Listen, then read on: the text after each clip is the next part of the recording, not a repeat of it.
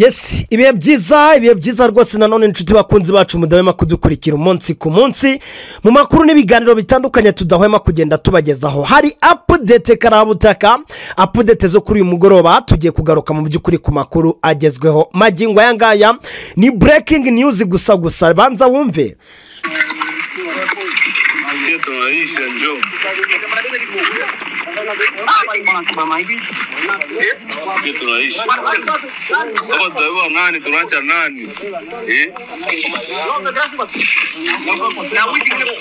Aya namwe mu majwi dufite mu by'ukuri agaragaza yumvikanisha uburyo ki ibintu bimeze cyane. Tubafitiye operation ngira ngo mu makuru yacu yabanje twabanje gusa nk'ababibabwiraho gatoya tubavira imuzini muzingo gakeya ibyari byatangiye kugenda biba, ariko mu by'ukuri amakuru yose yarataraboneka.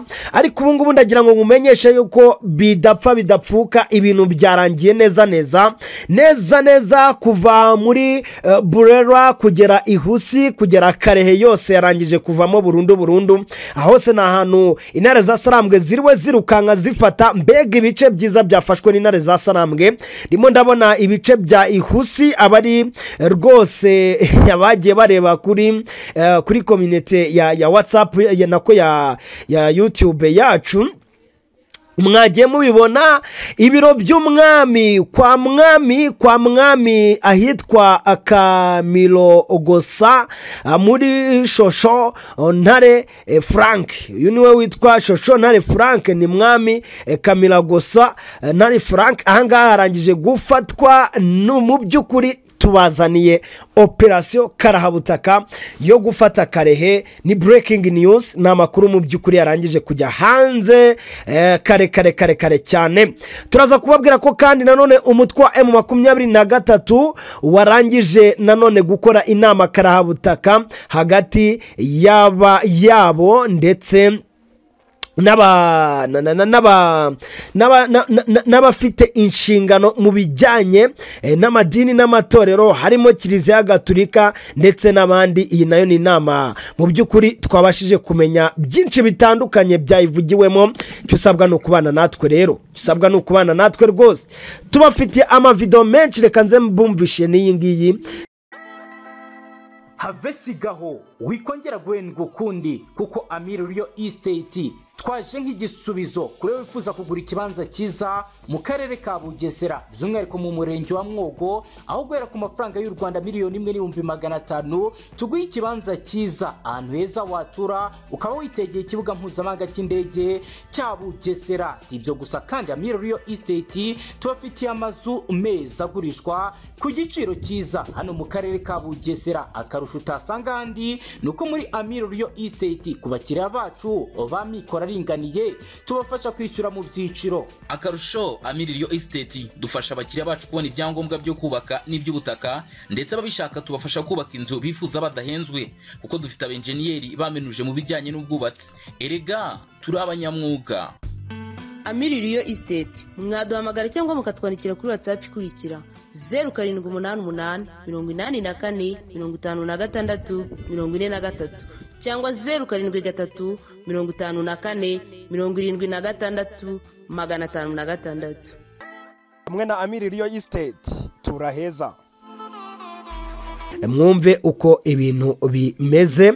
Ndimo ndabona intare za Sarambwe, mbega hano bafashe noneho mwoka byaramwe. Dore uko bagenda n'abakomando karahabutaka. Yewe nta majwi arimo ya video nari ngiye kubumvisha, ariko kamem ni intare za Sarambwe mu by'ukuri zikoze ikintu cyitwa amateka karahabutaka. Ni amateka adasanzwe, ni amateka rero bakomeje kugenda bandika bagenda bafata ibice byinshi cyane byo muri Sud Kivu, ariko basatira Kavumu, ariko basatira Bukavu, ariko basatira Kivu y'Amajyepfo yose kuyigarurira burundu, dore ko byatangiye kugaragazwa ko abaturage nabo rwose ngo kubashyigikira bari tayari cyane. Ni ingingo rero mu by'ukuri ebyiri zihatse izindi. ni iryo huriro cyangwa se ibiganiro byagizwe na Alliance Fleuve Congo hamwe rwose n'aba bayobozi batandukanye b'amadini n'amatorero, ndetse iri fatwa rwose rya Ihusi, iri fatwa rya Karehe yose burundu kuri teritwari. Ifoto ngira ngo mwayibonye, ni kuri teritwari ya Karehe muri Sud Kivu, byarangiye burundu. Ese uribaza uti ibi bintu byakozwe bite? Iyi operasiyo karahabutaka yakozwe gute mu by'ukuri? Uyu mugoroba rero tuje kubabwira byose uko byagenze. Yes, twinjire rero muri uwo mujyo, ngusaba gukanda subscribe nimba ari ubwa mbere udukurikiye, kanda subscribe cyangwa sabone nimba ukoresha ururimi rw'igifaransa. Iyi ngiyi rero ni Rwanda Heroes Media, nk'ibisanzwe tubagezaho amakuru ya politike na diplomasi, umutekano n'ibindi bijyanye nabyo ku butaka bwa Repubulika Iharanira Demokarasi ya Kongo. Muri iyi minsi niho turimo turibanda, kugira ngo rero utazajya wirirwa ujya kudushakisha rwose, nuko igihe wahageze uhita ukanda subscribe kugira ngo ujye uhita ubonera amakuru ku gihe. Dufite rero amafoto hano ariko arimo ariganzamo cyane ayanditseho ngo République démocratique du Congo, province du Sud, territoire de Karehe. Niyo mu by'ukuri ifoto irimo iracicikana ku mbuga nkoranyambaga no ku bitangazamakuru bitandukanye. Benshi rero bakavuga bati iyi ngiyi ni teritwari ya Karehe yose yarangije kuvamo. Ahagana mu masaha rero y'isa saba gutyo, mu masaha mbese y'igicamunsi gitangiye, nibwo twagiye twumva inkuru itugezeho. Operasiyo yari operasiyo karahabutaka. Ese byagenze gute? Abahanga mu gusoma iyi teritwari yitwa gute? Yitwa Karehe. Abari bagifite amatsiko mu by'ukuri bibaza niba koko yafashwe, ubwo ngira ngo mwabibonye namwe murimo murabyibonera neza, amaso yanyu arimo arabaha. Iki ni igisubizo rero gikomeye cyane cyatanzwe n'abasore b'intare za Sarambwe, aho bavuga bati nta muntu ushobora kuduhagarika tujya iwacu. Hari operasiyo rero muri kwibaza muti byagenze gute mu by'ukuri, kugira ngo tuze kubona uko twinjira muri Serena Hotel ahabereye inama karahabutaka. Rero nanone umutwe wa M23 urimo uganira n'abagize amadini n'amatorero cyangwa se abayashinzwe, kuko nahoze mbona aba pasteri bakomeye cyane, nahoze mbona aba revera, nahoze mbona mu by'ukuri abagabo bakomeye cyane bambaye za ngofero zabo, ubwo ni ba musenyeri ba Kiliziya Gatulika. Hano rero reka mbere yo kubijyamo tubanze tubabwire ndetse update zimeze gute, bimeze gute mu by'ukuri. M23 yatezwe ambush, ayo makuru twayamenye nyuma yo gufata Karehe, ariko biza kurangira nayo bayitwayemo kigabo karahabutaka mu buryo budasanzwe, ku buryo ubu tuvugana ndetse n'uwitwa Masunzu yarangije gusohora itangazo rigaragaza neza ko yatsinzwe. Uti byagenze gute? Mu masaha y'isa saba nakiriye amakuru kuri umwe mu basirikare ba M23 bari imbere, arabwira ati baduteze ambushi. Ati baduteze ambushi. Amazina sinayavuga, si ngombwa kuko rwose n'ubu ngubu ababateze ambushi ubwo meruka bari mu gahinda. Ibyababayeho ntago bigira uko bingana, ntago bagihari. Abasore ba M23 bari ahantu hatari kure ya Kavumu Airport. Inzira ya M23 bagombaga gucamo ingabo z'abarundi FDLR, Wazalendo, FRDC bahise batega ambush. Gusa ngo iya nama ya M23 yibwiye amakuru bahise bayabonera ku gihe direct. Iyi ngo ni gahunda irimo irakorwa cyane n'abasirikare b'abarundi. Ndi kuri live ku masaha ya kare, nahoze mbona hari umurundi wavuze ngo M23 nibatitondera ibi bombe bikunda gutegwa n'abasirikare b'abarundi ngo bashobora kuzagira ibyago. Uti rero byagenze gute? Ikindi ngo ntabwo M23 yahise ijya Kavumu kuko bategereje amabwiriza kuva ku bakomandazi babo. Mbanze mbabwire ko mu nama yabereye i Goma, mu biganiro byabereye i Goma, M23 hamwe n'abanyamadini, umugabo witwa rwose Makenga ntawe nigeze mbonamo. Byumvikane ko ikijyanye no gutegura operasiyo karabutaka kirimo kirakorwa n'abahanga bakomeye cyane. Nta Bodwe nigeze mbonamo ngaruye ishwi data, n'abagabo nk'aba Byamungu nigeze mbonamo. Ndumva Byamungu rwose nawe nabonyemo.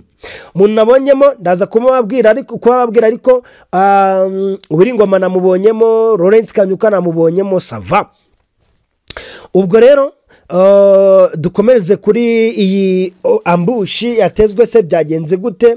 Ubwo rero mu by'ukuri naherukaga kuvugana n'uyu mutaramu, yambwiye yuko inzira n'ubundi baba bafite nyinshi cyane, ngo bazi aho ambushi hose ziri, bagomba guca kandi imitego ishoboka yose, ndetse ngiyo ya mbere yo bayirangije kare, n'abayiteze bose ntibagihari.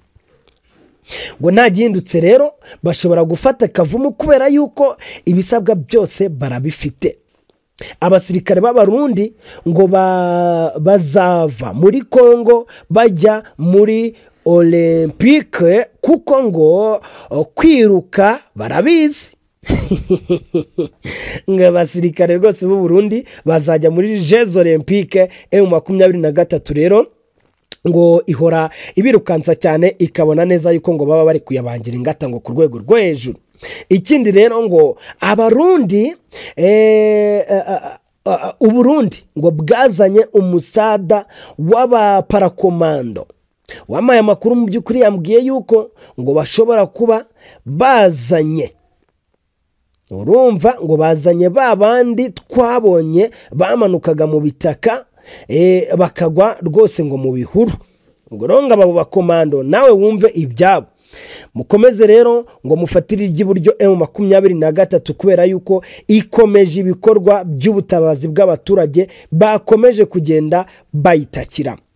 Amafoto rero ari ahangaha yose arimo aragaragaza intare za Sarambwe aho zageze rwose kuri teritwari ya Karehe neza. naho mbona bageze ahantu hitwa ngo kwa Mwami, ahantu hitwa kwa Mwami rwose, ngo Sa Majesty wanza ari urufaransa, nge igifaransa murabizi simba nyisanzuramo cyane. Sa Majesty Mwami Kamilogosa wa gatatu, ngo Shogosho Shosho Ntare Frank. Umwami ngo niko yitwa ahangaha, naho bakaba barangije kuhagera direct rwose, ni ibintu byarangiye neza. Na video rero nta cyabaye hano, hari amavideo yakomeje kugenda acicikana. Groupe yanjye ya WhatsApp ntago ndi kuyagisesinga neza, ariko ndaza kugaruka.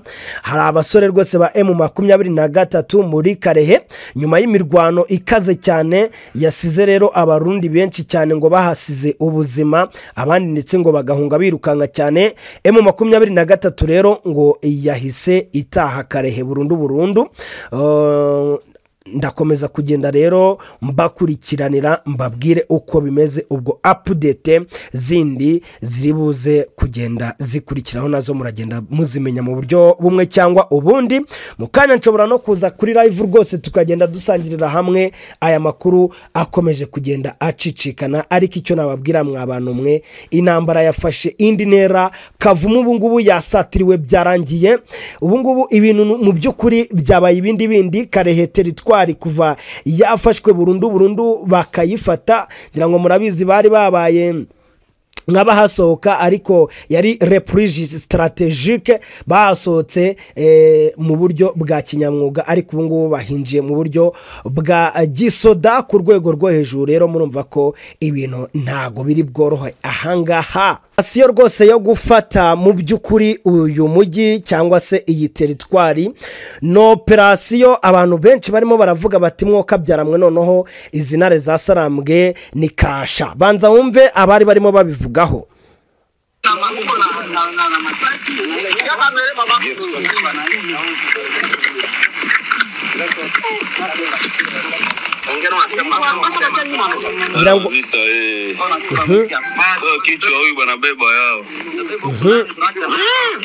Mwebwe nyamara huyu hapa naye anabebewa. umutwe wanyu barawutwara. Ile ndio hali kabisa niko.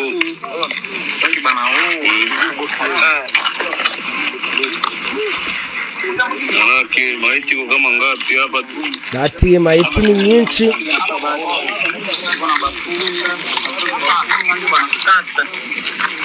Aya majwi turaza kuyabagezaho neza muri live, ndumva tutarimo turahita tugera direct rwose ku majwi nyirizina avuga ku ibintu byari bimeze. Ariko icyo nakubwira mwoka byaramwe, abantu barwana ku ruhande rwa guverinoma ya Repubulika Iharanira Demokarasi ya Kongo baragowe, bakubititse bikomeye cyane, bakubititse ku rwego rwa mbere, bakubititse rwose. Ihusi rero, Ihusi niho iyi teritwari rwose wavuga iri, kuko ni wo mujyi munini, ni wo murwa mukuru wa teritwari ya Karehe, niko umuntu yavuga. Harangije rero kuvamo burundu ubwo M23 ikomeje mu bindi bice. Tujye ku nama, reka tujye ku nama mu by'ukuri, tujye ku biganiro byabereye hano muri Goma. Ese mu by'ukuri byo byavugaga iki, bifite ubuhe buremere? Ni tariki ya 12 Gashyantare 2025 rero ni mu mujyi wa Goma habaye inama yahuje umutwe wa AFC bar M23 n'ihuriro ry'amadini n'amatorero Senko. Ni inama y'abepiskopi Gatolika muri Kongo ndetse na ubwo Senko ni inama y'abepiskopi Gatolika ndetse na SS ihuriro ry'amatorero ya Gikristo muri Kongo. Iyi nama rero ikaba yari igamije mu by'ukuri ngo kuganirira hamwe ku buryo bwo kugarura amahoro ndetse no gusubiza ibintu mu buryo nyuma y'ifatwa ry'umujyi wa Goma na AFC bar M23 mu mpera za Mutarama 2025 nibwo byabaye. Murumva rero ko aba bagabo barangije kwakirwa nabo basanze muri uyu mujyi. Mu nama yabaye rero abayobozi ba AFC M23 bagaragarije abanyamadini gahunda bafite zo kugarura serivisi zibanze mu mujyi wa Goma, zirimo amazi n'amashanyarazi ndetse no gusukura ibikorwa by'ubucuruzi n'ibigo by'imari. Ku ya 30 Mutarama 2025 ngira ngo murabyibuka Colonel Nanga umuyobozi wa AFC bar M23 yari yatangaje yuko mu by'ukuri mu masaha 28 amashanyarazi n'amazi byari kuba byagarutse mu mujyi wa Goma. Iri huriro rero ry'abanyamadini Senko ndetse na SC ryashimiye cyane inambwe AFC bar M23 yateye mu kugarura serivisi zibanze ndetse no guharanira iterambere ry'abaturage. Banagaragaje kandi ko mu by'ukuri ngo biteguye gufatanya mu bikorwa byo kugarura amahoro arambye no gusana imitima y'abaturage bahungabanyijwe n'intambara. Iyi nama rero mu by'ukuri ikaba yaje ikurikiye igihe ibihe bikomeye cyane byaranze umujyi wa Goma, aho AFC bar M23 yafashe umujyi mu mpera za Mutarama tariki ya 26 ishyira ya 27 2025. Bikaba rero mu by'ukuri byarateje ibura rya serivisi zibanze nk'amazi ndetse n'amashanyarazi. Abaturage ba Goma rero bafite ikizere ko ku bufatanye hagati ya AFC na M23 n'ihuriro ry'abanyamadini ngo bazafasha rwose kugarura serivisi zitandukanye ndetse n'ituze ndetse no kwiyubaka nyuma y'ibihe by'intambara. Ngayo nguko ngiyo uko byagenze. Nahoze ndeba amavideo rero hano rwose nkabona abanyamadini bari barimo bavuga n'amagambo akomeye cyane, ariko kumva ko bashimishijwe n'ibyabaye. Ubanza wumve. Merci beaucoup. Comme vous le savez, l'Église catholique et protestante arashimira mbere na mbere akavuga ati ni eglise protestante se sont engagés ensemble ndetse na eglise catholique bakaba bahuye d'amener les forces vives du pays à un pacte social pour la paix et le bien vivre ensemble. Et pour cela, nous avons commencé une tournée de personnes, de personnalités importantes à impliquer dans cette dynamique. ngira ngo murabyumva harimo byinshi cyane baravuga ati tugomba gusubiza ibintu ku murongo, tugomba gusubiza abantu ubuzima, tugomba gusubiza buri kimwe rwose ku murongo. Uyu nguyu ni Musenyeri Nshore. M23 rero iracyafite mu by'ukuri ngo uruhare runini cyane ndetse n'imbaraga byo kubaka amahoro nk'uko bigaragazwa n'aba avuga rikijyana, niko navuga kuko buriya abanyamadini bari mu bantu ba mbere bavuga rikijyana. Les sensibiliser à ceux qui nous ont bien accueillis. Nous sommes d'accord avec eux que on peut s'engager à trouver une solution pacifique le plus tôt possible pour que la guerre s'arrête.